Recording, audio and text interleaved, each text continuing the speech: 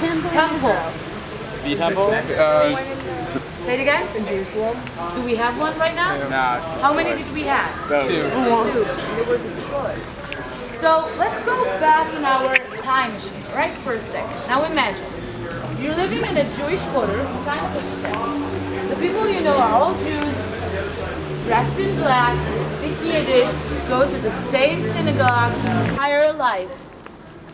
From this area to the ghetto. What do you take with you? Do you take the candlesticks of your grandma, who you have in your family for ages? Or you take a warm blanket? What do you say to your Polish neighbor that you went to school with until a month ago? Bye, see you later? I'll be back soon? Help me? What do you say? What do you say to your mom or your dad when you're so hungry? And you know, they don't. This is the point where we actually start to talk about the Holocaust. Not Second World War, not the war, the Holocaust. This is the point where we can try to start to understand what happened to those people. Kosher food, no more until 1941, beginning of 1941, the law that says all Jews must come together from all over Krakow and live in the ghetto. If we try to divide the Holocaust into parts, the ghetto will be the second part, but sometimes people say it's the most important part of the Holocaust. Not the death camp, not Auschwitz, not anything like that. The ghetto. What do you think? Where did most of the people die? In the ghettos or in the camps?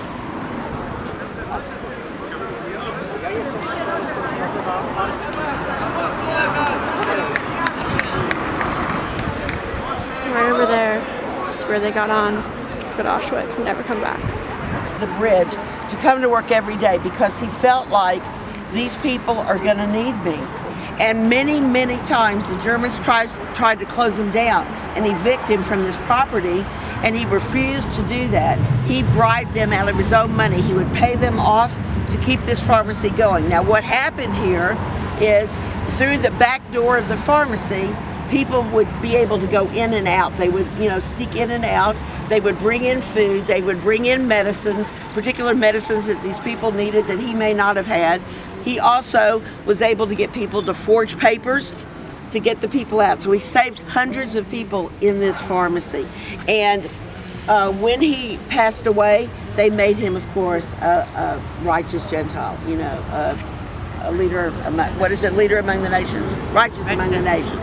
Anyway, so it's a really wonderful story. He had two women assistants who also believed so strongly in it as well, and so they were part of it as well, helping out. They would give makeup to the women to make them look healthier, because if you're healthier and you're strong, you could be selected to go to work rather than be taken and shot or taken to one of the camps or whatever.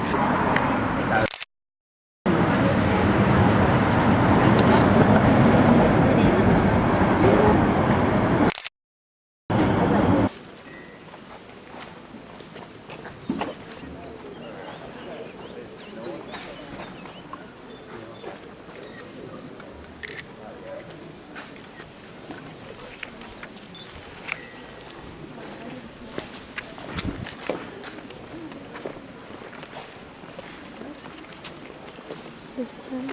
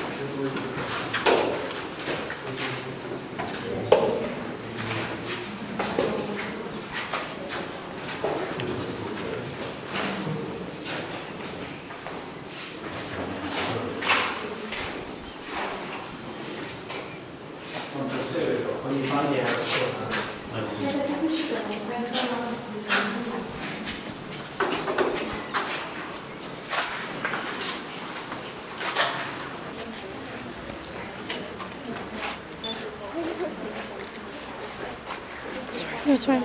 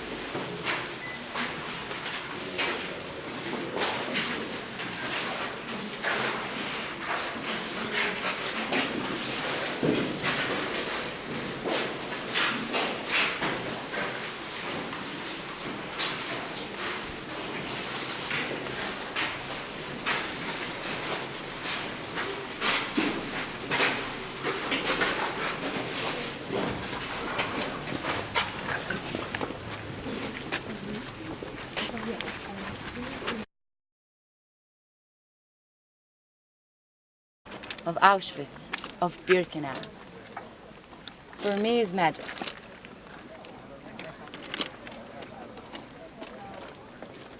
I think my favorite sentence that can kind of explain what's gonna go inside is the sentence that says, there's no sense in Auschwitz.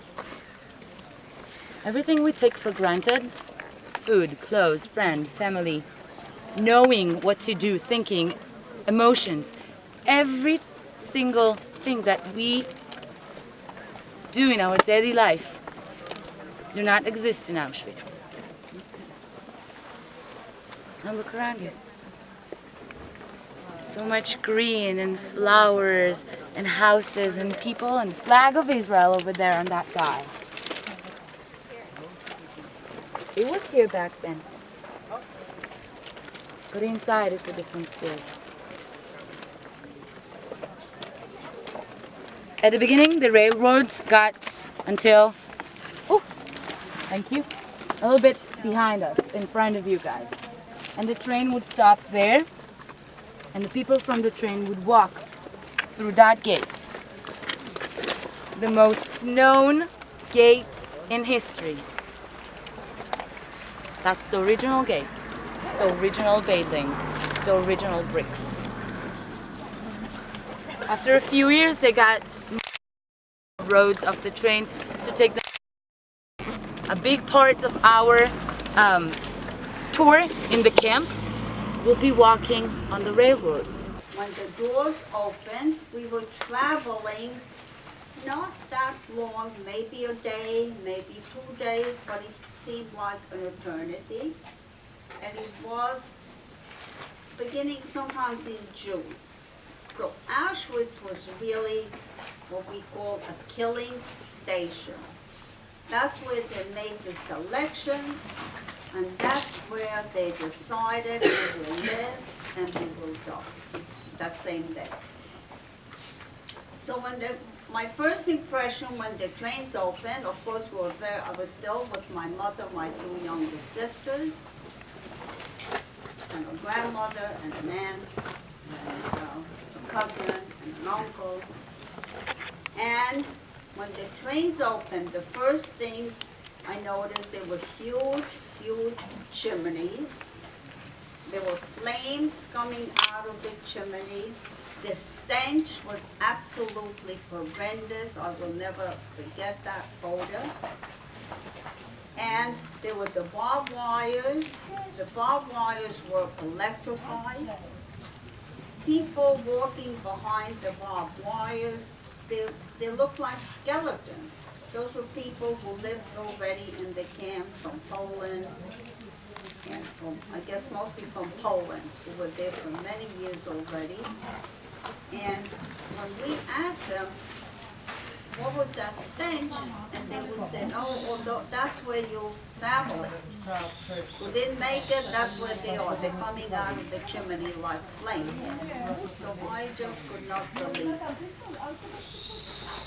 The other side we saw, there were the German soldiers. When the doors opened, they were dressed impeccably. The German soldiers always wore clean uniforms, highly polished boots, and they were holding on to a guard dog and a whip, and they always had a pistol stuck into their high boots.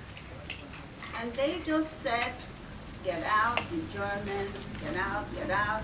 So, you know, you're really mesmerized, and you get out of the train, and you try to be near your family as much as you can.